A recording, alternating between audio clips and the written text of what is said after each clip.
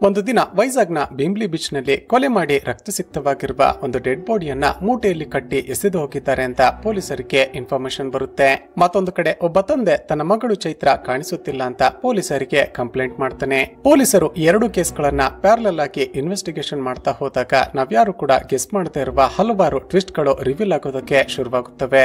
ಅಷ್ಟಕ್ಕೂ ಅಲ್ಲಿ ಕೊಲೆಯಾಗಿದ್ಯಾರು, ಕಾಣೆಯಾದ ಚೈತ್ರ ಏನಾದಳು, ಪೊಲೀಸರು ಯಾಕೆ ಚಿತ್ರದ ಹೀರೋ ಆನಂದ್ ನನ್ನ ಈ ಕೇಸ್ ನಲ್ಲಿ ಫ್ರೇಮ್ ಮಾಡೋದಕ್ಕೆ ಪ್ರಯತ್ನ ಪಟ್ರು ಅನ್ನೋದನ್ನ ಈ ವಿಡಿಯೋದಲ್ಲಿ ನೋಡ್ತಾ ಹೋಗೋಣ. ಅಂದಹಾಗೆ ಇದು 2017ರಲ್ಲಿ ಬಿಡುಗಡೆಯಾಗಿದ್ದ ವೆಂಕಟಾಪುರಂ ಎಂಬ ತೆಲುಗು ಭಾಷೆಯ ಮಿಸ್ಟರಿ ಹಾಗೂ ಕ್ರೈಮ್ ಥ್ರಿಲ್ಲರ್ ಚಿತ್ರ. ಚಿತ್ರದ ಮೊದಲ ಸೀನ್ ನಲ್ಲಿ ವೈಜಾಗ್ನ ಭೀಮ್ಲಿ ಬೀಚ್ ಅನ್ನ ನೋಡ್ತೀವಿ. ಆ ಬೀಚ್ಗೆ ಹೆಚ್ಚಾಗಿ ಜನರು ಬಾರದ ಕಾರಣ 3 ಕ್ರಿಮಿನಲ್ಗಳು ಯಾವಾಗಲೂ ಅಲ್ಲಿ ಬಂದು ಡ್ರಿಂಕ್ಸ್ ಮಾಡ್ತಿರ್ತಾರೆ. ಸ್ವಲ್ಪ ಸಮಯದ ನಂತರ ಆ ಬೀಚ್ಗೆ ಇಬ್ಬರು ಕಪಲ್ಸ್ ಪರ್ಸನಲ್ ಟೈಮ್ ಸ್ಪೆಂಡ್ ಮಾಡೋದಕ್ಕೆ ಅಂತ ಬರ್ತಾರೆ. ಅವರಿಬ್ಬರೇ ಇರೋದನ್ನ ನೋಡಿದ ಈ ಕ್ರಿಮಿನಲ್ಸ್ ಆ ಹುಡುಗನಿಗೆ ಸರಿಯಾಗಿ ಹೊಡೆದು ಆ ಹುಡುಗಿಯನ್ನ ಎಳೆದುಕೊಂಡು ಹೋಗಿ ಆಕೆಯ ಮೇಲೆ ಅತ್ಯಾಚಾರ ಮಾಡಿಬಿಡ್ತಾರೆ. ಇಲ್ಲಿಗೆ ಈ ಸೀನ್ ಕಟ್ಟಾಗಿ ನಂತರದ ಸೀನ್ ನಲ್ಲಿ ಚಿತ್ರದ ಹೀರೋ ಆನಂದ್ ನನ್ನ ನೋಡ್ತೀವಿ.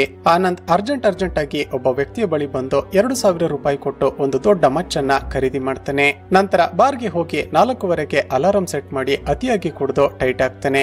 ಅಲಾರಂ ರಿಂಗ್ ಆಗ್ತಿದ್ದ ಹಾಗೆ ತನ್ನ ಬಳಿ ಇದ್ದ ಆ ಮಚ್ಚನ್ನ ತೆಗೆದುಕೊಂಡು ಭೀಮ್ಲಿ ಬೀಚ್ಗೆ ಬಂದು ಯಾರಿಗೋ ವೇಟ್ ಮಾಡುತ್ತಾ ಕೂತಿರ್ತಾನೆ. ಸ್ವಲ್ಪ ಸಮಯದ ನಂತರ ಇವನ ಮುಂದೆ ಯಾರೋ ಬರ್ತಾರೆ. ತುಂಬಾನೇ ಕೋಪದಲ್ಲಿ ತನ್ನ ಕಣ್ಣನ್ನ ಮುಚ್ಚಿ ಜೋರಾಗಿ ಮಚ್ಚು ಬೀಸಿ ಬಿಡ್ತಾನೆ. ಇಲ್ಲಿಗೆ ಈ ಸೀನ್ ಕಟ್ಟಾಗಿ 2 ದಿನಗಳ ನಂತರ ವೈಜಾಗ್ನ ವೆಂಕಟಾಪುರಂ ಪೊಲೀಸ್ ಸ್ಟೇಷನ್ಗೆ ಒಬ್ಬ ವ್ಯಕ್ತಿ ಕಾಲ್ ಮಾಡ್ತಾನೆ. ಭೀಮ್ಲಿ ಬೀಚ್ ಬಳಿ ರಕ್ತಸಿಕ್ತವಾಗಿರುವ ಒಂದು ಡೆಡ್ ಬಾಡಿ ಬಿದ್ದಿದೆ, ತಕ್ಷಣವೇ ಬನ್ನಿ ಸರ್ ಅಂತ ಇನ್ಫಾರ್ಮ್ ಮಾಡ್ತಾನೆ. ತಕ್ಷಣವೇ ಸಬ್ ಇನ್ಸ್ಪೆಕ್ಟರ್ ದುರ್ಗಾ ಪ್ರಸಾದ್ ತನ್ನ ಟೀಮ್ ಅನ್ನ ಕರೆದುಕೊಂಡು ಅಲ್ಲಿಗೆ ಹೊರಡ್ತಾನೆ. ಅಷ್ಟರಲ್ಲೇ ಕಮಿಷನರ್ ಕಾಲ್ ಮಾಡಿ ನಿನ್ನೆ ರಾತ್ರಿ ನಿಮಗೆ ಒಂದು ಹುಡುಗಿಯ ಫೋಟೋವನ್ನ ಕಳಿಸಿದ್ದೆ ಅಲ್ವಾ, ಆ ಹುಡುಗಿಯನ್ನ ಪತ್ತೆ ಮಾಡಿದ್ರ ಅಂತ ಕೇಳ್ತಾನೆ. ಸರ್, ಆ ಹುಡುಗಿಯನ್ನ ಹುಡುಕೋದಕ್ಕೆ ಈಗಾಗಲೇ ನಾನು ಟೀಮ್ ಅನ್ನ ಅಸೈನ್ ಮಾಡಿದ್ದೀನಿ, ಏನಾದ್ರೂ ಮಾಹಿತಿ ಸಿಕ್ಕ ತಕ್ಷಣ ನಿಮಗೆ ಇನ್ಫಾರ್ಮ್ ಮಾಡ್ತೀನಿ ಅಂತ ಹೇಳಿ ಫೋನ್ ಅನ್ನ ಕಟ್ ಮಾಡ್ತಾನೆ. ಈ ಕಡೆ ಅಲ್ಲಿ ಬಿದ್ದಿದ್ದ ಆ ಡೆಡ್ ಬಾಡಿಯನ್ನ ಓಪನ್ ಮಾಡಿ ನೋಡಿದಾಗ ಅದೊಂದು ಹುಡುಗಿಯ ಡೆಡ್ ಬಾಡಿ ಅಂತ ಗೊತ್ತಾಗುತ್ತೆ. ಅಲ್ಲೇ ಪಕ್ಕದಲ್ಲಿ ಬಿದ್ದಿದ್ದ ಆ ಹುಡುಗಿಯ ಬ್ಯಾಗ್ ಅನ್ನ ಓಪನ್ ಮಾಡಿ ನೋಡಿದಾಗ ಅದರಲ್ಲಿ ಆ ಹುಡುಗಿಯ ಸ್ಟೂಡೆಂಟ್ ಐಡಿ ಕಾರ್ಡ್ ಸಿಗುತ್ತೆ. ಆ ಐಡಿ ಕಾರ್ಡ್ ನೋಡಿದ ದುರ್ಗಾ ಪ್ರಸಾದ್ಗೆ ಒಂದೇ ಸರಿ ಶಾಕ್ ಆಗಿ ಹೋಗುತ್ತೆ. ಯಾಕಂದ್ರೆ ಹಿಂದಿನ ದಿನ ಕಮಿಷನರ್ ಫೋಟೋ ಸೆಂಡ್ ಮಾಡಿ ಹುಡುಕಿ ಅಂತ ಹೇಳಿದ್ದು ಈ ಹುಡುಗಿಯನ್ನೇ. ಇದಾದ ನಂತರ ಆ ಡೆಡ್ ಬಾಡಿಯನ್ನ ಪೋಸ್ಟ್ ಮಾರ್ಟಮ್ ಮಾಡಿದ ಡಾಕ್ಟರ್ ಹೇಳೋದೇನಂದ್ರೆ ಈ ಹುಡುಗಿಯ ಮೇಲೆ ದ್ವೇಷ ಇದ್ದ ಯಾರೋ ಈ ಕೊಲೆಯನ್ನ ಮಾಡಿದ್ದಾರೆ ಅಂತ ಅನ್ಸುತ್ತೆ. ಯಾಕಂದ್ರೆ ಕೊಲೆಗಾರ ತುಂಬಾನೇ ಭೀಕರವಾಗಿ ಈ ಹುಡುಗಿಯನ್ನ ಕೊಲೆ ಮಾಡಿದ್ದಾನೆ. ಈ ಹುಡುಗಿಯ ಮುಖ ಕಂಪ್ಲೀಟ್ ಆಗಿ ಡ್ಯಾಮೇಜ್ ಆಗಿದೆ. ಬಹುಶಃ ಇದೇ ಮಚ್ಚಿನಿಂದ ಆಕೆಯನ್ನ ಕೊಲೆ ಮಾಡಿದ್ದಾನೆ ಅಂತ ಅನ್ಸುತ್ತೆ ಅಂತ ಹೇಳ್ತಾ ಆ ಮಚ್ಚನ್ನ ತೋರಿಸುತ್ತಾರೆ. ಈಗ ಕೊಲೆಯಾಗಿರುವ ಆ ಹುಡುಗಿಯ ಹೆಸರು ಚೈತ್ರ ಅಂತ ನಮಗೆ ಗೊತ್ತಾಗುತ್ತೆ. ನಂತರ ದುರ್ಗಾ ಪ್ರಸಾದ್ ಚೈತ್ರಾಳ ತಂದೆಗೆ ಈ ವಿಷಯವನ್ನ ಇನ್ಫಾರ್ಮ್ ಮಾಡ್ತಾನೆ. ತನ್ನ ಮಗಳು ಹೀಗೆ ಕೊಲೆಯಾಗಿದ್ದಾಳೆ ಅಂತ ಗೊತ್ತಾಗಿ ಚೈತ್ರಾಳ ತಂದೆ ತುಂಬಾನೇ ಜೋರಾಗಿ ಅಳೋದಕ್ಕೆ ಶುರು ಮಾಡ್ತಾರೆ. ಈಗ ಈ ಕೇಸ್ ನ ಇನ್ವೆಸ್ಟಿಗೇಷನ್ ಶುರು ಮಾಡಿಕೊಂಡ ದುರ್ಗಾ ಪ್ರಸಾದ್ ಮೊದಲಿಗೆ ಆ ಹುಡುಗಿ ಓದುತ್ತಿದ್ದ ಕಾಲೇಜ್ಗೆ ಹೋಗಿ ಅವಳ ಇಬ್ಬರು ಬೆಸ್ಟ್ ಫ್ರೆಂಡ್ಸ್ ಗಳನ್ನ ಎನ್ಕ್ವೈರಿ ಮಾಡ್ತಾನೆ. ಅವರಿಬ್ಬರು ಹೇಳೋದೇನಂದ್ರೆ, ಸರ್, ಚೈತ್ರಾಳನ್ನ ನಾವು ಕಡೆಯದಾಗಿ 4 ದಿನಗಳ ಹಿಂದೆ ಹಾಲ್ ಟಿಕೆಟ್ ಕಲೆಕ್ಟ್ ಮಾಡಿಕೊಳ್ಳೋದಕ್ಕೆ ಅಂತ ಬಂದಾಗ ನೋಡಿದ್ದಷ್ಟೇ. ಆಕೆಗೆ ಆನಂದ್ ಎಂಬ ಒಬ್ಬ ಬಾಯ್ ಫ್ರೆಂಡ್ ಇದ್ದ. ಆತ ಚೈತ್ರಾಳ ಅಪಾರ್ಟ್ಮೆಂಟ್ ನ ಮೇಲೆ ಇರುವ ಒಂದು ಫ್ಲಾಟ್ ನಲ್ಲಿ ಬಾಡಿಗೆಗೆ ಇದ್ದ. ಇದನ್ನು ಬಿಟ್ರೆ ನಮಗೆ ಹೆಚ್ಚಾಗಿ ಏನು ಕೂಡ ಗೊತ್ತಿಲ್ಲ ಸರ್ ಅಂತ ಹೇಳ್ತಾರೆ. ತಕ್ಷಣವೇ ಪೊಲೀಸರು ಆನಂದ್ ನ ಮನೆಗೆ ಹೋಗಿ ನೋಡಿದ್ರೆ ಆತ ಅಲ್ಲಿರೋದಿಲ್ಲ. ಆ ಬಿಲ್ಡಿಂಗ್ ನ ಓನರ್ ನನ್ನ ವಿಚಾರಿಸಿದಾಗ ಆನಂದ್ ಕಳೆದ 2 ವರ್ಷಗಳಿಂದ ಆ ರೂಮ್ ನಲ್ಲಿ ಬಾಡಿಗೆಗೆ ಇದ್ದ ಅಂತ ಗೊತ್ತಾಗುತ್ತೆ. ಹಾಗೂ ಆತ ಒಂದು ಪಿಜ್ಜಾ ಶಾಪ್ ನಲ್ಲಿ ಡೆಲಿವರಿ ಬಾಯ್ ಆಗಿ ಕೆಲಸ ಮಾಡ್ತಿದ್ದ ಅಂತ ಕೂಡ ಗೊತ್ತಾಗುತ್ತೆ. ನಂತರ ಆನಂದ್ ಕೆಲಸ ಮಾಡ್ತಿದ್ದ ಪಿಜ್ಜಾ ಶಾಪ್ ಗೆ ಹೋಗಿ ವಿಚಾರಿಸಿದಾಗ ಸರ್, ಆತ ಕಳೆದ 3-4 ದಿನಗಳಿಂದ ಕೆಲಸಕ್ಕೇನೆ ಬಂದಿಲ್ಲ ಅಂತ ಅವನ ಮ್ಯಾನೇಜರ್ ಹೇಳ್ತಾರೆ. ಈಗ ಈ ದುರ್ಗಾ ಪ್ರಸಾದ್ ಏನಂದುಕೊಳ್ತಾನೆ ಅಂದ್ರೆ ಆನಂದ್ ಹಾಗೂ ಚೈತ್ರ ಬಹುಶಃ ಲವ್ ಮಾಡ್ತಿದ್ರು ಅನ್ಸುತ್ತೆ. ಯಾವುದೋ ಕಾರಣಕ್ಕೆ ಇಬ್ಬರ ಮಧ್ಯ ಜಗಳ ಆಗಿ ಚೈತ್ರ ಆನಂದ್ ಜೊತೆ ಬ್ರೇಕಪ್ ಮಾಡಿಕೊಂಡಿರ್ಬೇಕು. ಅದೇ ಕಾರಣಕ್ಕೆ ಆತ ಚೈತ್ರಾಳನ್ನ ಹೀಗೆ ಕೊಲೆ ಮಾಡಿರಬಹುದು ಅಂತ ಅಂದುಕೊಳ್ತಾನೆ. ಎಲ್ಲ ಪೊಲೀಸ್ ಸ್ಟೇಷನ್ಗೂ ಇನ್ಫಾರ್ಮ್ ಮಾಡಿ ಆನಂದ್ ನನ್ನ ಎಲ್ಲ ಕಡೆ ಹುಡುಕಿಸೋದಕ್ಕೆ ಶುರು ಮಾಡ್ತಾನೆ. ನಂತರ ಸಾಯಂಕಾಲ ದುರ್ಗಾ ಪ್ರಸಾದ್ ಸ್ಟೇಷನ್ಗೆ ಹೋಗಿ ನೋಡಿದ್ರೆ ಪೊಲೀಸರು ಆಗಲೇ ಅವನನ್ನ ಅರೆಸ್ಟ್ ಮಾಡಿಕೊಂಡು ಕರೆದುಕೊಂಡು ಬಂದಿರ್ತಾರೆ. ಅವನನ್ನ ನೋಡಿದ ದುರ್ಗಾ ಪ್ರಸಾದ್, ಹೇಳು, ಚೈತ್ರಾಳನ್ನ ಯಾಕೆ ಕೊಲೆ ಮಾಡಿದೆ? ಪೊಲೀಸರಿಂದ ತಪ್ಪಿಸಿಕೊಂಡು ಹೋಗೋದಕ್ಕೆ ಎಷ್ಟು ಧೈರ್ಯ ಅಂತ ಅವನಿಗೆ ಸರಿಯಾಗಿ ಹೊಡೆದು ಕೇಳ್ತಾನೆ. ಪೊಲೀಸರು ಎಷ್ಟೇ ಹೊಡೆದರೂ ಕೂಡ ಆನಂದ್ ಮಾತ್ರ ಏನನ್ನೋ ಬಾಯಿ ಬಿಡೋದೇ ಇಲ್ಲ. ಇಲ್ಲಿಗೆ ಈ ಸೀನ್ ಕಟ್ಟಾಗಿ ಚಿತ್ರದಲ್ಲಿ ಈಗ ಒಂದು ಫ್ಲಾಶ್ ಬ್ಯಾಕ್ ತೋರಿಸಲಾಗುತ್ತೆ. ಸ್ನೇಹಿತರೆ, ಈ ಹಿಂದೆ ಹೇಳಿದಂತೆ ಆನಂದ್ ಒಂದು ಪಿಜ್ಜಾ ಶಾಪ್ ನಲ್ಲಿ ಡೆಲಿವರಿ ಬಾಯ್ ಆಗಿ ಕೆಲಸ ಮಾಡ್ತಾ ಆರಾಮಾಗಿರ್ತಾನೆ. ಈತ ಇದ್ದ ಅದೇ ಅಪಾರ್ಟ್ಮೆಂಟ್ ಗೆ ಹೈಯರ್ ಸ್ಟಡೀಸ್ ಗೆ ಅಂತ ವೈಜಾಗ್ಗೆ ಶಿಫ್ಟ್ ಆಗಿದ್ದ ಚೈತ್ರಾಳ ಫ್ಯಾಮಿಲಿಯವರು ಬರ್ತಾರೆ. ಚೈತ್ರಾಗೆ ಕಾಲೇಜ್ ನಲ್ಲಿ ರಿತಿಕಾ ಹಾಗೂ ರೇಖಾ ಎಂಬ ಇಬ್ಬರು ಹುಡುಗಿಯರು ಫ್ರೆಂಡ್ಸ್ ಆಗ್ತಾರೆ. ದಿನಗಳು ಕಳೆದಂತೆ ಈ ಮೂವರು ತುಂಬಾನೇ ಕ್ಲೋಸ್ ಫ್ರೆಂಡ್ಸ್ ಆಗ್ತಾರೆ. ಆದ್ರೆ ಬ್ರೇಕ್ ಟೈಮ್ ನಲ್ಲಿ ಮಾತ್ರ ರೇಖಾ ಹಾಗೂ ರಿತಿಕಾ ಚೈತ್ರಾಳನ್ನ ಬಿಟ್ಟು ಎಲ್ಲಿಗೋ ಹೋಗ್ತಿರ್ತಾರೆ. ಒಂದು ದಿನ ಪ್ರತಿದಿನ ಇವರಿಬ್ಬರು ಎಲ್ಲಿಗೆ ಹೋಗ್ತಾರೆ ಅಂತ ನೋಡೋದಕ್ಕೆ ಅವರನ್ನೇ ಫಾಲೋ ಮಾಡ್ತಾ ಹೋದಾಗ ಅವರಿಬ್ಬರು ಕಾಲೇಜ್ ನ ಟೆರೆಸ್ ಗೆ ಹೋಗಿ ಸ್ಮೋಕಿಂಗ್ ಮಾಡ್ತಿರೋದನ್ನ ನೋಡಿಬಿಡ್ತಾಳೆ. ಚೈತ್ರ ಅವರಿಬ್ಬರಿಗೆ ನೀವು ಮಾಡ್ತಿರೋದು ತಪ್ಪಲ್ವಾ, ಈ ವಿಷಯ ನಮ್ಮ ಟೀಚರ್ಸ್ ಗೆ ಹಾಗೂ ನಿಮ್ಮ ಪೇರೆಂಟ್ಸ್ ಗೆ ಗೊತ್ತಾದ್ರೆ ಏನ್ ಕತೆ ಅಂತ ಬುದ್ಧಿ ಹೇಳೋದಕ್ಕೆ ಪ್ರಯತ್ನ ಪಡ್ತಾಳೆ. ಆದ್ರೆ ಅವರಿಬ್ಬರು ಮಾತ್ರ ಹುಡುಗರು ಸ್ಮೋಕ್ ಮಾಡಿದ್ರೆ ತಪ್ಪಲ್ಲ, ಅದೇ ನಾವು ಸ್ಮೋಕ್ ಮಾಡಿದ್ರೆ ಮಾತ್ರ ತಪ್ಪಾಗುತ್ತಾ, ಅಷ್ಟಕ್ಕೂ ನಾವೇನು ಯಾರ ಮುಂದೆ ಕೂಡ ಸ್ಮೋಕ್ ಮಾಡ್ತಿಲ್ವಲ್ಲ, ಸೀಕ್ರೆಟ್ ಆಗಿ ತಾನೆ ಮಾಡ್ತಿರೋದು. ಹೀಗೆ ಹೇಳ್ತಾ ಚೈತ್ರಳನ್ನ ಕೂಡ ತಮ್ಮ ಜೊತೆ ಸೇರಿಸಿಕೊಂಡು ಆಕೆಗೂ ಸ್ಮೋಕ್ ಮಾಡೋದಕ್ಕೆ ಹೇಳ್ತಾರೆ. ದಿನಗಳು ಕಳೆದಂತೆ ಚೈತ್ರ ಕೂಡ ಅವರ ಜೊತೆ ಸೇರಿಕೊಂಡು ಸ್ಮೋಕಿಂಗ್ ಮಾಡೋದಕ್ಕೆ ಶುರು ಮಾಡ್ತಾಳೆ. ಒಂದು ದಿನ ಚೈತ್ರ ಓದಿಕೊಳ್ಳೋದಕ್ಕೆ ಅಂತ ಟೆರೆಸ್ಗೆ ಹೋದಾಗ ಮೇಲೆ ಇರುವ ಫ್ಲಾಟ್ ನಲ್ಲಿ ಆನಂದ್ ವಾಸ ಮಾಡ್ತಿರೋದನ್ನ ನೋಡ್ತಾಳೆ.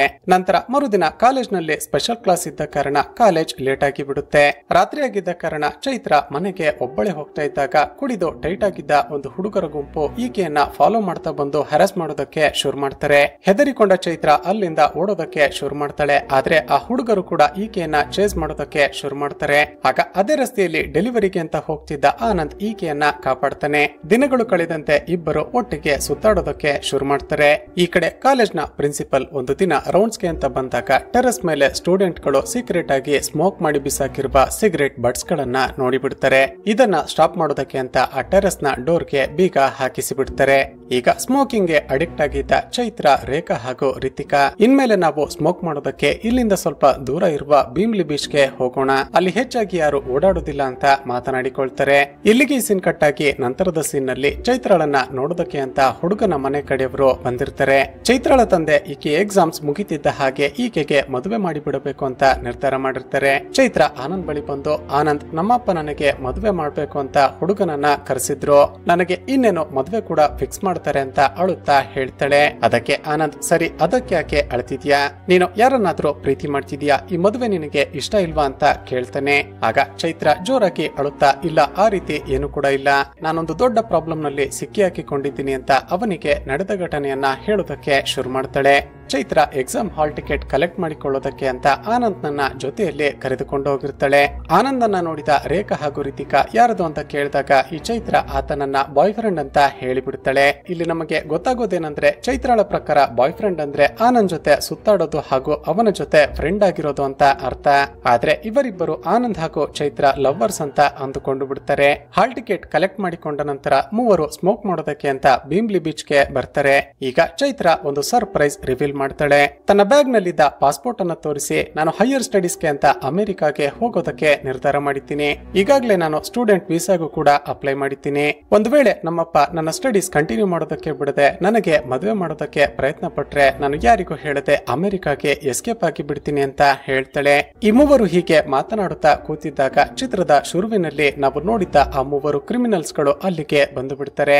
ಮೊದಲೇ ಅತಿಯಾಗಿ ಕುಡಿದು ನಶೆಯಲ್ಲಿದ್ದ ಅವರು ಇವರನ್ನ ನೋಡ್ತಿದ್ದ ಹಾಗೆ ಹಿಡಿದುಕೊಳ್ಳೋದಕ್ಕೆ ಬರ್ತಾರೆ. ಕೊನೆಗೆ ಚೈತ್ರ ಅವರಿಂದ ತಪ್ಪಿಸಿಕೊಂಡು ಹೇಗೋ ಮಾಡಿ ಅಲ್ಲಿಂದ ಎಸ್ಕೇಪ್ ಆಗಿ ಮನೆಗೆ ಓಡಿ ಬಂದು ಬಿಡ್ತಾಳೆ. ಆದ್ರೆ ಅಷ್ಟರಲ್ಲಾಗಲೇ ಚೈತ್ರಾಳ ತಂದೆ ಈಕೆಗೆ ಮದುವೆ ಮಾಡೋದಕ್ಕೆ ಅಂತ ಹುಡುಗನ ಕಡೆಯವರನ್ನ ಮನೆಗೆ ಕರೆಸಿ ಬಿಟ್ಟಿರ್ತಾನೆ. ಈಗ ಚೈತ್ರಾಗೆ ತನ್ನ ಇಬ್ಬರು ಫ್ರೆಂಡ್ಸ್ ಅಲ್ಲಿಂದ ತಪ್ಪಿಸಿಕೊಂಡ್ರೋ ಇಲ್ವೋ, ಅವರಿಬ್ಬರಿಗೆ ಏನಾಯ್ತು ಅಂತ ಅದರ ಬಗ್ಗೆನೆ ಯೋಚನೆ ಮಾಡ್ತಿದ್ದಾಗ ಸ್ವಲ್ಪ ಸಮಯದ ನಂತರ ರೇಖಾ ಕಾಲ್ ಮಾಡ್ತಾಳೆ. ಚೈತ್ರ, ಅರ್ಜೆಂಟ್ ಆಗಿ ನಿನ್ನ ಜೊತೆ ಮಾತನಾಡಬೇಕು, ಬಂದು ನಮ್ಮನ್ನ ಮೀಟ್ ಮಾಡು ಅಂತ ಕರೀತಾಳೆ. ತಕ್ಷಣವೇ ಅಲ್ಲಿಗೆ ಹೋದ ಚೈತ್ರ ಅವರಿಬ್ಬರನ್ನ ನೋಡಿ, ಸದ್ಯ ನೀವಿಬ್ರು ಸೇಫ್ ಆಗಿದ್ದೀರಲ್ಲ, ನಿಮ್ಮಿಬ್ಬರಿಗೆ ಏನಾಯ್ತು ಅಂತ ನನಗೆ ತುಂಬಾನೇ ಟೆನ್ಷನ್ ಆಗ್ತಿತ್ತು ಅಂತ ಹೇಳ್ತಾಳೆ. ಆಗ ರೇಖಾ ಚೈತ್ರಾಳ ಕೈಗೆ ಒಂದು ಫೋನ್ ನಂಬರ್ ಅನ್ನ ಕೊಟ್ಟು, ಚೈತ್ರ, ನೀನೇನೋ ಅಲ್ಲಿಂದ ತಪ್ಪಿಸಿಕೊಂಡು ಎಸ್ಕೇಪ್ ಆಗಿಬಿಟ್ಟೆ, ಆದ್ರೆ ಆ ಹುಡುಗರು ನಮ್ಮಿಬ್ಬರನ್ನ ಹಿಡಿದು ನಮ್ಮ ಮೇಲೆ ಹಲ್ಲೆ ಮಾಡಿ ಅತ್ಯಾಚಾರ ಮಾಡಿಬಿಟ್ರು, ಜೊತೆಗೆ ಅದನ್ನ ವಿಡಿಯೋ ರೆಕಾರ್ಡ್ ಕೂಡ ಮಾಡಿಕೊಂಡಿದ್ದಾರೆ, ನಮ್ಮ ಮೂವರ ಬ್ಯಾಗ್ ಗಳು ಕೂಡ ಅವರ ಹತ್ತಿರನೇ ಇದೆ, ಆ ಬ್ಯಾಗ್ ಅನ್ನ ತರೋದಕ್ಕೆ ನೀನೇ ಹೋಗಬೇಕಂತೆ, ಒಂದು ವೇಳೆ ನೀನು ಹೋಗ್ಲಿಲ್ಲ ಅಂದ್ರೆ ನಮ್ಮ ವಿಡಿಯೋಸ್ ಗಳನ್ನ ಇಂಟರ್ನೆಟ್ ನಲ್ಲಿ ಹಾಕಿ ಬಿಡ್ತೀವಿ ಅಂತ ಹೆದರಿಸುತ್ತಿದ್ದಾರೆ. ಈಗ ನಮ್ಮಿಬ್ಬರ ಜೀವನ ನಿನ್ನ ಕೈಯಲ್ಲೇ ಇದೆ, ಜೊತೆಗೆ ನಿನ್ನ ಪಾಸ್ಪೋರ್ಟ್ ಕೂಡ ಅದೇ ಬ್ಯಾಗ್ ನಲ್ಲೇ ಇದೆ, ಹೇಗಾದ್ರೂ ಮಾಡಿ ನಮ್ಮನ್ನ ಕಾಪಾಡು ಅಂತ ಬೇಡಿಕೊಳ್ತಾರೆ. ಚೈತ್ರಾಗೆ ಏನ್ ಮಾಡೋದು ಅಂತ ಗೊತ್ತಾಗದೆ ಆನಂದ್ ನನ್ನ ಕರೆದು ಇದನ್ನೆಲ್ಲ ಹೇಳಿಕೊಂಡಿರ್ತಾಳೆ. ಇದನ್ನೆಲ್ಲ ಕೇಳಿದ ಆನಂದ್ಗೆ ತುಂಬಾನೇ ಕೋಪ ಬರುತ್ತೆ. ಆನಂದ್ ಈಗ ಒಂದು ಐಡಿಯಾ ಮಾಡ್ತಾನೆ. ಆ ಮೂವರು ಕ್ರಿಮಿನಲ್ಸ್ ಗಳಿಗೆ ಕಾಲ್ ಮಾಡಿ ನಾಳೆ ಸಾಯಂಕಾಲ 4:00 ಭೀಮ್ಲಿ ಬೀಚ್ ಗೆ ಬರೋದಕ್ಕೆ ಹೇಳು, ಮಿಕ್ಕಿದ್ದನ್ನ ನಾನು ನೋಡಿಕೊಳ್ತೀನಿ ಅಂತ ಹೇಳ್ತಾನೆ. ಚೈತ್ರ ಸರಿ ಅಂತ ಆನಂದ್ ಆನಂದ್ ಹೇಳಿದ ಹಾಗೇನೆ ಅವರಿಗೆ ಕಾಲ್ ಮಾಡಿ ಹೇಳ್ತಾಳೆ. ಮರುದಿನ ಬೆಳಿಗ್ಗೆ ಆನಂದ್ ಹೋಗಿ ಒಂದು ಮಚ್ಚನ್ನ ಪರ್ಚೇಸ್ ಮಾಡಿ ನಂತರ ಬಾರ್ಗೆ ಹೋಗಿ ಫುಲ್ ಟೈಟ್ ಆಗಿ ಆ ಬೀಚ್ ಗೆ ಬಂದು ಕಾಯ್ತಾ ಕೂತಿರ್ತಾನೆ. ನಂತರ ಅವನ ಮುಂದೆ 3 ವ್ಯಕ್ತಿಗಳು ಬರ್ತಿದ್ದ ಹಾಗೆ ಕಣ್ಣು ಮುಚ್ಚಿ ಮಚ್ಚನ್ನ ಬೀಸಿ ಬಿಡ್ತಾನೆ. ಇಲ್ಲಿಗೆ ಸೀನ್ ಕಟ್ ಆಗಿ ಚಿತ್ರದ ಕಥೆ ಈಗ ಪ್ರೆಸೆಂಟ್ ಗೆ ಬರುತ್ತೆ. ದುರ್ಗಾ ಪ್ರಸಾದ್ ಆನಂದ್ ಮೇಲೆ ಒಂದು ಫೇಕ್ ಕೇಸ್ ಅನ್ನ ಬುಕ್ ಮಾಡಿ 9 ತಿಂಗಳು ಜೈಲಿಗೆ ಕಳುಹಿಸಿ ಬಿಡ್ತಾನೆ. ಜೈಲಿನಿಂದ ಬಿಡುಗಡೆಯಾದ ನಂತರ ಆನಂದ್ ತಕ್ಷಣವೇ ಒಂದು ಮೆಂಟಲ್ ಹಾಸ್ಪಿಟಲ್ ಗೆ ಹೋಗಿ ಯಾರ ಬಗ್ಗೆನೋ ವಿಚಾರಿಸುತ್ತಾನೆ.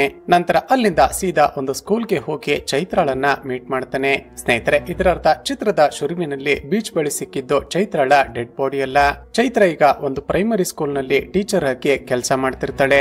ಆನಂದ್ ಚೈತ್ರಗೆ, ಚೈತ್ರ ಇನ್ನು ಎಷ್ಟು ದಿನ ಅಂತ ನಡೆದ ಆ ಘಟನೆಯನ್ನೇ ನೆನಪಿಸಿಕೊಂಡು ದುಃಖ ಪಡ್ತೀಯಾ? ಅದನ್ನೆಲ್ಲ ಮರೆತು ನೀನು ಮೊದಲಿನ ಹಾಗೆ ಆಗ್ಬಾರ್ದ ಅಂತ ಹೇಳ್ತಾನೆ. ಈಗ ಚೈತ್ರಳ ಮಾತುಗಳಿಂದ ನಮ್ಗೆ ಗೊತ್ತಾಗುತ್ತೆ ಇವಳ ತಂದೆ ತಾಯಿ ಇಬ್ಬರು ಕೂಡ ತೀರಿ ಹೋಗಿದ್ದಾರೆ. ಚೈತ್ರ ತನ್ನ ಜೀವನದಲ್ಲಿ ನಡೆದ ಒಂದು ಘಟನೆಯಿಂದ ತುಂಬಾನೇ ಡಿಪ್ರೆಷನ್ ಗೆ ಒಳಗಾಗಿದ್ದಾಳೆ ಅಂತ. ಇದನ್ನು ನೋಡಿದ ಆನಂದ್ ಚೈತ್ರಕ್ಕೆ ಆದ ಅನ್ಯಾಯಕ್ಕೆ ಸೇಡನ್ನ ತೀರಿಸಿಕೊಳ್ಳೋದಕ್ಕೆ ನಿರ್ಧಾರ ಮಾಡ್ತಾನೆ. ಅದೇ ಕೋಪದಲ್ಲಿ ರಾತ್ರಿ ವೆಂಕಟಾಪುರಂ ಪೊಲೀಸ್ ಸ್ಟೇಷನ್ ಗೆ ಹೋಗಿ ಅಲ್ಲಿದ್ದ ಎಲ್ಲ ಕಾನ್ಸ್ಟೇಬಲ್ ಗಳನ್ನ ಸಾಯಿಸಿ ಬಿಡ್ತಾನೆ. ದುರ್ಗಾ ಪ್ರಸಾದ್ ಅಲ್ಲಿದ್ದಾನಂತ ಹುಡುಕ್ತಾನೆ. ಆದ್ರೆ ದುರ್ಗಾ ಪ್ರಸಾದ್ ಆಗಲೇ ಮನೆಗೆ ಹೊರಟೋಗಿರ್ತಾನೆ. ನಂತರ ತನ್ನ ಬಳಿಯಿಂದ ರಿಕವರ್ ಮಾಡಿ ಇಟ್ಟುಕೊಂಡಿದ್ದ ಆ ದೊಡ್ಡ ಮಚ್ಚನ್ನ ತೆಗೆದುಕೊಂಡು ದುರ್ಗಾ ಪ್ರಸಾದ್ ನ ಮನೆಗೆ ಹೋಗಿ ಅವನನ್ನ ಕೂಡ ಕೊಚ್ಚಿ ಭೀಕರವಾಗಿ ಕೊಲೆ ಮಾಡಿಬಿಡ್ತಾನೆ. ಮರುದಿನ ಬೆಳಿಗ್ಗೆ ವೆಂಕಟಾಪುರಂ ಪೊಲೀಸ್ ಸ್ಟೇಷನ್ ನಲ್ಲಿದ್ದ ಎಲ್ಲ ಪೊಲೀಸರನ್ನ ಯಾರೋ ಒಬ್ಬ ಬಂದು ಕೊಲೆ ಮಾಡಿಬಿಟ್ಟಿದ್ದಾನೆ ಅಂತ ನ್ಯೂಸ್ ಎಲ್ಲಾ ಕಡೆ ವೈರಲ್ ಆಗುತ್ತೆ. ಆ ನ್ಯೂಸ್ ನೋಡಿದ ಚೈತ್ರಾಗೆ ಖುಷಿಯಾಗುತ್ತೆ. ಈಗ ಇಡೀ ಪೊಲೀಸ್ ಸ್ಟೇಷನ್ ನಲ್ಲಿದ್ದ ಪೊಲೀಸರನ್ನೆಲ್ಲ ಯಾರೋ ಕೊಲೆ ಮಾಡಿದ್ದಾನೆ ಅಂತ ಗೊತ್ತಾಗಿ ಕಮಿಷನರ್ ಅಜಯ್ ಎಂಬ ಒಬ್ಬ ಇನ್ಸ್ಪೆಕ್ಟರ್ ಗೆ ಈ ಕೇಸನ್ನ ಅಸೈನ್ ಮಾಡ್ತಾನೆ. ಆದಷ್ಟು ಬೇಗ ಆ ಕೊಲೆಗಾರ ಯಾರು ಅಂತ ಕಂಡುಹಿಡಿಬೇಕು. ಪೊಲೀಸ್ ಸ್ಟೇಷನ್ ಗೆ ನುಗ್ಗಿ ಪೊಲೀಸರನ್ನೇ ಕೊಲೆ ಮಾಡ್ತಾನೆ ಅಂದ್ರೆ ಇದರಂತ ಅವಮಾನದ ಸಂಗತಿ ನಮಗೆ ಬೇರೆ ಏನಿದೆ ಅಂತ ಹೇಳ್ತಾರೆ. ಈಗ ಅಜಯ್ ಹಾಸ್ಪಿಟಲ್ ಗೆ ಬಂದು ಅಡ್ಮಿಟ್ ಆಗಿದ್ದ ಒಬ್ಬ ಕಾನ್ಸ್ಟೇಬಲ್ ನನ್ನ ಎನ್ಕ್ವೈರಿ ಮಾಡೋದಕ್ಕೆ ಶುರು ಮಾಡ್ತಾನೆ. ಯಾಕಂದ್ರೆ ಹಿಂದಿನ ದಿನ ನಡೆದ ಕೊಲೆಯಲ್ಲಿ ಈ ಒಬ್ಬ ಕಾನ್ಸ್ಟೇಬಲ್ ಮಾತ್ರನೇ ಬದುಕಿ ಉಳಿದಿರ್ತಾನೆ. ಆತ, ಸರ್ ನೆನ್ನೆ ಸಾಯಂಕಾಲ ಪೊಲೀಸ್ ಸ್ಟೇಷನ್ ನಲ್ಲಿ ಹೆಚ್ಚಾಗಿ ಕೆಲಸ ಇರಲಿಲ್ಲ. ದುರ್ಗಾ ಪ್ರಸಾದ್ ಸರ್ ಮನೆಗೆ ಹೊರಟರು. ಅವರನ್ನ ಡ್ರಾಪ್ ಮಾಡಿ ಬರೋದಕ್ಕೆ ಅಂತ ನಾನು ಹೋಗಿದ್ದೆ. ಆದ್ರೆ ಯಾರೋ ಒಬ್ಬ ಬಂದು ನಮ್ಮ ಮೇಲೆ ಅಟ್ಯಾಕ್ ಮಾಡಿ ದುರ್ಗಾ ಪ್ರಸಾದ್ ಅವರನ್ನ ಕೊಚ್ಚಿ ಕೊಲೆ ಮಾಡಿಬಿಟ್ಟ. ಕತ್ತಲಾಗಿದ್ದ ಕಾರಣ ಬಂದಿದ್ದು ಯಾರು ಅಂತ ಗೊತ್ತಾಗ್ಲಿಲ್ಲ ಸರ್ ಅಂತ ಹೇಳ್ತಾನೆ. ಈಗ ಅಜಯ್ ಒಂದು ಐಡಿಯಾ ಮಾಡ್ತಾನೆ. ಎಲ್ಲ ನ್ಯೂಸ್ ಚಾನೆಲ್ ಗಳಲ್ಲಿ ವೆಂಕಟಾಪುರಂ ಪೊಲೀಸ್ ಸ್ಟೇಷನ್ ನಲ್ಲಿ ಆದ ಅಟ್ಯಾಕ್ ನಲ್ಲಿ ಒಬ್ಬ ಕಾನ್ಸ್ಟೇಬಲ್ ಬದುಕಿ ಉಳಿದಿದ್ದಾನೆ. ಅವನನ್ನ ನಾವು ಎನ್ಕ್ವೈರಿ ಮಾಡ್ತಾ ಇದ್ದೀವಿ. ಕೊಲೆಗಾರ ಯಾರು ಅಂತ ಕಂಡು ಹಿಡಿದು ಆದಷ್ಟು ಬೇಗ ಅರೆಸ್ಟ್ ಮಾಡ್ತೀವಿ ಅಂತ ನ್ಯೂಸ್ ಎಲ್ಲ ಕಡೆ ಪಬ್ಲಿಷ್ ಆಗುವ ಹಾಗೆ ಮಾಡ್ತಾನೆ. ಆ ನ್ಯೂಸ್ ನೋಡಿದ ಆನಂದ್ ಆ ಒಬ್ಬ ಕಾನ್ಸ್ಟೇಬಲ್ ನನ್ನ ಕೂಡ ಸಾಯಿಸಬೇಕು ಅಂತ ಅದೇ ಕೋಪದಲ್ಲಿ ಇದು ಪೊಲೀಸರ ಟ್ರ್ಯಾಪ್ ಅಂತ ಗೊತ್ತಿಲ್ಲದೆ ಹಾಸ್ಪಿಟಲ್ ಗೆ ಬಂದು ಬಿಡ್ತಾನೆ. ತಕ್ಷಣವೇ ಅಜಯ್ ಅವನನ್ನ ಅರೆಸ್ಟ್ ಮಾಡಿ ಸರಿಯಾಗಿ ಹೊಡೆದು ಎನ್ಕ್ವೈರಿ ಮಾಡೋದಕ್ಕೆ ಶುರು ಮಾಡ್ತಾನೆ. ಈಗ ಆನಂದ್ ಆ ಕೊಲೆಗಳನ್ನ ಮಾಡಿದ್ದಕ್ಕೆ ಕಾರಣ ಏನು ಅಂತ ಹೇಳೋದಕ್ಕೆ ಶುರು ಮಾಡ್ತಾನೆ. ಆ ದಿನ ಆನಂದ್ ಆ 3 ಕ್ರಿಮಿನಲ್ ಗಳನ್ನ ಸಾಯಿಸಬೇಕು ಅಂತ ಒಂದು ದೊಡ್ಡ ಮಚ್ಚನ್ನ ತೆಗೆದುಕೊಂಡು ಹೋಗಿದ್ದ ಅಲ್ಪ. ಹೀಗೆ ಕಾಯುತ್ತಾ ಕೂತಿದ್ದಾಗ ಅವನ ಎದುರುಗಡೆ ಬಂದಿದ್ದು ಆ 3 ಕ್ರಿಮಿನಲ್ ಗಳೇ ಅಂದುಕೊಂಡು ತನ್ನ ಮಚ್ಚನ್ನ ಬೀಸಿಬಿಟ್ಟಿರ್ತಾನೆ. ಆದ್ರೆ ಕಣ್ಬಿಟ್ಟು ನೋಡಿದಾಗ ಶಾಕಿಂಗ್ಲಿ ಅಲ್ಲಿ ಬಂದಿರೋದು ಕ್ರಿಮಿನಲ್ ಗಳಲ್ಲ, ಬದಲಿಗೆ ರೌಂಡ್ಸ್ ಗೆ ಅಂತ ದುರ್ಗಾ ಪ್ರಸಾದ್ ಹಾಗೂ ಇಬ್ಬರು ಕಾನ್ಸ್ಟೇಬಲ್ ಗಳು ಬಂದಿರ್ತಾರೆ. ಇದನ್ನ ನೋಡಿದ ದುರ್ಗಾ ಪ್ರಸಾದ್ಗೆ ತುಂಬಾನೇ ಕೋಪ ಬಂದು ಪೊಲೀಸರ ಮೇಲೆನೆ ಅಟ್ಯಾಕ್ ಮಾಡ್ತೀಯ ಅಂತ ಅವನನ್ನ ಪೊಲೀಸ್ ಸ್ಟೇಷನ್ ಗೆ ಎಳೆದುಕೊಂಡು ಬಂದು ಸರಿಯಾಗಿ ಹೊಡಿತಾನೆ. ಹೇಳು, ಅಷ್ಟಕ್ಕೂ ನೀನು ಅಲ್ಲಿಗೆ ಯಾರನ್ನ ಕೊಲೆ ಮಾಡೋದಕ್ಕೆ ಅಂತ ಬಂದಿದ್ದೆ ಅಂತ ವಿಚಾರಿಸುತ್ತಾನೆ. ಆದ್ರೆ ಆನಂದ್ ಮಾತ್ರ ಎಷ್ಟೇ ಹೊಡೆದರೂ ಕೂಡ ಚೈತ್ರಳ ಬಗ್ಗೆ ಬಾಯಿ ಬಿಡೋದೇ ಇಲ್ಲ. ಅದೇ ಸಮಯಕ್ಕೆ ಹುಚ್ಚಾಸ್ಪತ್ರೆಯಿಂದ ತಪ್ಪಿಸಿಕೊಂಡು ಬಂದಿದ್ದ ಒಬ್ಬಳು ಮಹಿಳೆಯನ್ನ ಕಾನ್ಸ್ಟೇಬಲ್ ಪೊಲೀಸ್ ಸ್ಟೇಷನ್ ಗೆ ಕರೆದುಕೊಂಡು ಬರ್ತಾನೆ. ಮತ್ತೊಂದು ಕಡೆ ಚೈತ್ರ ಆ ಬೀಚ್ ಗೆ ಬಂದು ಆನಂದ್ ನನ್ನ ಹುಡುಕಾಡುತ್ತಿರುತ್ತಾಳೆ. ಆದ್ರೆ ಆಕೆಗೆ ಆನಂದ್ ಅರೆಸ್ಟ್ ಆಗಿದ್ದಾನೆ ಅಂತ ಗೊತ್ತೇ ಇರೋದಿಲ್ಲ. ಚೈತ್ರ ಹಿಂದಿನ ದಿನ ಫೋನ್ ಮಾಡಿ 4:15ಗೆ ಬೀಚ್ ಗೆ ಬರ್ತೀನಿ ಅಂತ ಹೇಳಿದ ಕಾರಣ ಆ 3 ಕ್ರಿಮಿನಲ್ ಗಳು ಮತ್ತೆ ಅಲ್ಲಿಗೆ ಬಂದು ಆಕೆ ಮೇಲೆ ಅತ್ಯಾಚಾರ ಮಾಡೋದಕ್ಕೆ ಪ್ರಯತ್ನ ಪಡ್ತಾರೆ. ಅದೇ ಸಮಯಕ್ಕೆ ಆನಂದ್ ಯಾರನ್ನ ಕೊಲೆ ಮಾಡೋದಕ್ಕೆ ಪ್ರಯತ್ನ ಪಡ್ತಿದ್ದ ಅಂತ ಪತ್ತೆ ಮಾಡೋದಕ್ಕೆ ದುರ್ಗಾ ಪ್ರಸಾದ್ ಮತ್ತೆ ಇಬ್ಬರು ಕಾನ್ಸ್ಟೇಬಲ್ ಗಳನ್ನ ಕರೆದುಕೊಂಡು ಬೀಚ್ ಗೆ ಬರ್ತಾನೆ. ಪೊಲೀಸರನ್ನ ನೋಡ್ತಿದ್ದ ಹಾಗೆ ಆ 3 ಕ್ರಿಮಿನಲ್ ಗಳು ಅಲ್ಲಿಂದ ತಪ್ಪಿಸಿಕೊಂಡು ಎಸ್ಕೇಪ್ ಆಗಿ ಬಿಡ್ತಾರೆ. ಮೊದಲೇ ಒಬ್ಬ ಆರೋಗ್ಯಂಟ್ ಆಫೀಸರ್ ಆಗಿದ್ದ ದುರ್ಗಾ ಪ್ರಸಾದ್ ಈ ಚೈತ್ರ ಒಬ್ಬಳು ಪ್ರಾಸ್ಟಿಟ್ಯೂಟ್ ಇರಬೇಕು ಅಂದುಕೊಂಡು ಆಕೆಯನ್ನ ಪೊಲೀಸ್ ಸ್ಟೇಷನ್ ಗೆ ಎಳೆದುಕೊಂಡು ಬರ್ತಾನೆ. ಚೈತ್ರ ತನ್ನ ಪ್ರಾಸ್ಟಿಟ್ಯೂಟ್ ಅಲ್ಲ ಅಂತ ಎಷ್ಟೇ ಅರ್ಥ ಮಾಡಿಸೋದಕ್ಕೆ ಪ್ರಯತ್ನ ಪಟ್ಟರೂ ಕೂಡ ಅವರ್ಯಾರು ಆಕೆ ಮಾತನ್ನ ಕೇಳ ಹೇಳೋದೇ ಇಲ್ಲ. ನಂತರ ದುರ್ಗಾ ಪ್ರಸಾದ್ ನನ್ನ ಕೂಡ ಸೇರಿ ಎಲ್ಲರೂ ಆಕೆಯ ಮೇಲೆ ಸಾಮೂಹಿಕ ಅತ್ಯಾಚಾರ ಮಾಡಿಬಿಡ್ತಾರೆ. ಸ್ವಲ್ಪ ಸಮಯದ ನಂತರ ಪೊಲೀಸ್ ಕಮಿಷನರ್ ದುರ್ಗಾ ಪ್ರಸಾದ್ಗೆ ಕಾಲ್ ಮಾಡ್ತಾರೆ. ವೆಂಕಟಾಪುರಂ ಲಿಮಿಟ್ಸ್ ನಲ್ಲಿ ನನ್ನ ಫ್ರೆಂಡ್ ಮಗಳು ಬೆಳಿಗ್ಗೆಯಿಂದ ಕಾಣಿಸುತ್ತಿಲ್ವಂತೆ, ಆಕೆ ಫೋಟೋವನ್ನ ನಿನಗೆ ಕಳುಹಿಸಿದ್ದೀನಿ, ತಕ್ಷಣವೇ ಆ ಹುಡುಗಿ ಎಲ್ಲಿದ್ದಾಳೆ ಅಂತ ಪತ್ತೆ ಮಾಡಿ ಅಂತ ಹೇಳ್ತೇನೆ. ಸರಿ ಸರ್ ಅಂತ ದುರ್ಗಾ ಪ್ರಸಾದ್ ಆ ಕಮಿಷನರ್ ಕಳಿಸಿದ್ದ ಹುಡುಗಿಯ ಫೋಟೋವನ್ನ ನೋಡಿ ಒಂದೇ ಸರಿ ಶಾಕ್ ಆಗಿ ಬಿಡ್ತಾನೆ. ಯಾಕಂದ್ರೆ ಕಮಿಷನರ್ ಹುಡುಕೋಕೆ ಹೇಳುತ್ತಿರುವ ಆ ಹುಡುಗಿ ಚೈತ್ರನೇ. ಈಗ ದುರ್ಗಾ ಪ್ರಸಾದ್ಗೆ ಫುಲ್ ಟೆನ್ಷನ್ ಆಗುತ್ತೆ. ಎಲ್ಲ ಕಾನ್ಸ್ಟೇಬಲ್ ಗಳನ್ನ ಕರೆದು ನಾವೆಲ್ಲ ಸೇರಿ ಎಂತ ಕೆಲಸ ಮಾಡಿಬಿಟ್ವಿ, ಆ ಹುಡುಗಿ ಅಷ್ಟಕ್ಕೂ ಪ್ರಾಸ್ಟಿಟ್ಯೂಟ್ ಅಲ್ಲವೇ ಅಲ್ಲ. ಈ ವಿಷಯವೇನಾದ್ರೂ ಕಮಿಷನರ್ಗೆ ಗೊತ್ತಾದ್ರೆ ನಮ್ಮೆಲ್ಲರ ಕೆಲಸ ಹೋಗೋದ್ರ ಜೊತೆಗೆ ಜೀವನ ಪರ್ಯಂತ ಜೈಲಿನಲ್ಲೇ ಕೊಳೆಯುವ ಹಾಗೆ ಮಾಡಿಬಿಡ್ತಾರೆ. ಈಗ ಏನ್ ಮಾಡೋದು ಅಂತ ಯೋಚನೆ ಮಾಡ್ತಿದ್ದಾಗ ಒಬ್ಬ ಕಾನ್ಸ್ಟೇಬಲ್, ಸರ್ ಆ ಹುಡುಗಿಯನ್ನ ನಾವೇ ಸಾಯಿಸಿ ಬಿಡೋಣ, ಡೆಡ್ ಬಾಡಿಯನ್ನ ತೆಗೆದುಕೊಂಡು ಹೋಗಿ ಬೀಚ್ ಬಳಿ ಎಸೆದು ಅಲ್ಲೇ ಆ ದೊಡ್ಡ ಮಚ್ಚನ್ನ ಇಟ್ಟು ಬಿಡೋಣ. ಹೇಗಿದ್ರು ಆ ಮಚ್ಚಿನ ಮೇಲೆ ಆನಂದ್ ನ ಫಿಂಗರ್ ಪ್ರಿಂಟ್ ಗಳು ಮೂಡಿದೆ. ಮುಂದೆ ಕಮಿಷನರ್ಗೆ ಅನುಮಾನ ಬಂದು ಮತ್ತೆ ಈ ಕೇಸನ್ನ ರೀಇನ್ವೆಸ್ಟಿಗೇಷನ್ ಮಾಡಿದ್ರು ಕೂಡ ಅವನ ಮೇಲೆನೆ ಅನುಮಾನ ಬರುತ್ತೆ ಅಂತ ಹೇಳ್ತಾನೆ. ಸರ್ ನನ್ನ ಮಾತನ್ನ ಕೇಳಿ, ಒಂದು ವೇಳೆ ಈ ಹುಡುಗಿ ಬದುಕಿದ್ರೆ ನಮಗೆಲ್ಲ ಒಂದಲ್ಲ ಒಂದು ದಿನ ಆಪತ್ತು ಖಂಡಿತ ಸರ್ ಅಂತ ಹೇಳ್ತಾನೆ. ಈಗ ಕಾನ್ಸ್ಟೇಬಲ್ ಗಳು ಹಾಗೂ ದುರ್ಗಾ ಪ್ರಸಾದ್ ಎಲ್ಲರೂ ಸೇರಿ ಚೈತ್ರಳನ್ನ ಸಾಯಿಸೋದಕ್ಕೆ ಅಂತ ಹೋಗಿ ನೋಡಿದ್ರೆ ಆಕೆ ಕೂಡಿ ಹಾಕಿದ್ದ ರೂಮ್ ನಿಂದ ಎಸ್ಕೇಪ್ ಆಗಿ ಬಿಟ್ಟಿರ್ತಾಳೆ. ತಕ್ಷಣವೇ ಕಾನ್ಸ್ಟೇಬಲ್ ಗಳನ್ನ ಎಲ್ಲ ಕಡೆ ಹುಡುಕೋದಕ್ಕೆ ಹೇಳ್ತಾನೆ. ಸ್ವಲ್ಪ ಸಮಯದ ನಂತರ ಚೈತ್ರ ಒಂದು ರಸ್ತೆಯಲ್ಲಿ ನಡೆದುಕೊಂಡು ಹೋಗ್ತಿದ್ದಾಳೆ ಅಂದುಕೊಂಡು ಹಿಂದಿನಿಂದ ಹೋಗಿ ತನ್ನ ಬಳಿ ಇದ್ದ ಆ ಮಚ್ಚಿನಿಂದ ಹೊಡೆದು ಆಕೆಯನ್ನ ಸಾಯಿಸಿ ಬಿಡ್ತಾನೆ. ನಂತರ ಆ ಡೆಡ್ ಬಾಡಿಯನ್ನ ಒಂದು ಮೂಟೆಯಲ್ಲಿ ಕಟ್ಟಿ ತೆಗೆದುಕೊಂಡು ಹೋಗಿ ಬೀಚ್ ಬಳಿ ಎಸೆದು ಬಂದು ಬಿಡ್ತಾರೆ. ಆದ್ರೆ ಈಗ ರಿವೀಲ್ ಆಗುವ ಟ್ವಿಸ್ಟ್ ಏನ್ ಗೊತ್ತಾ, ದುರ್ಗಾ ಪ್ರಸಾದ್ ಅವತ್ತು ಕೊಲೆ ಮಾಡಿದ್ದು ಚೈತ್ರಾಳನ್ನಲ್ಲ, ಬದಲಿಗೆ ಕಾನ್ಸ್ಟೇಬಲ್ ಒಬ್ಬ ಹುಚ್ಚಾಸ್ಪತ್ರೆಯಿಂದ ಒಬ್ಬಳು ಮಹಿಳೆ ತಪ್ಪಿಸಿಕೊಂಡು ಬಂದಿದ್ದಾಳೆ ಅಂತ ಪೊಲೀಸ್ ಸ್ಟೇಷನ್ಗೆ ಕರೆದುಕೊಂಡು ಬಂದಿದ್ದ ಅಲ್ವಾ ಆಕೆಯನ್ನ. ಅಷ್ಟಕ್ಕೂ ಆಗ ಏನಾಗಿರುತ್ತೆ ಅಂದ್ರೆ ಪೊಲೀಸರು ಚೈತ್ರಾಳ ಮೇಲೆ ಅತ್ಯಾಚಾರ ಮಾಡಿ ಆಕೆ ಬಟ್ಟೆಯನ್ನ ಒಂದು ಬೆಂಚ್ ಮೇಲೆ ಎಸೆದಿರ್ತಾರೆ. ಅಲ್ಲೇ ಇದ್ದ ಆ ಹುಚ್ಚಿ ಚೈತ್ರಾಳ ಬಟ್ಟೆಗಳನ್ನ ತಾನು ಹಾಕಿಕೊಂಡು ಬಿಟ್ಟಿರ್ತಾಳೆ. ಅದಾದ ನಂತರ ಅಲ್ಲಿಗೆ ಬಂದಿದ್ದ ಹುಚ್ಚಾಸ್ಪತ್ರೆಯ ಸ್ಟಾಫ್ ಗಳು ಈ ಚೈತ್ರನೇ ತಪ್ಪಿಸಿಕೊಂಡಿರುವ ಹುಚ್ಚಿ ಅಂದುಕೊಂಡು ಆಕೆಯನ್ನ ಹುಚ್ಚಾಸ್ಪತ್ರೆಗೆ ಕರೆದುಕೊಂಡು ಹೊರಟು ಹೋಗಿರ್ತಾರೆ.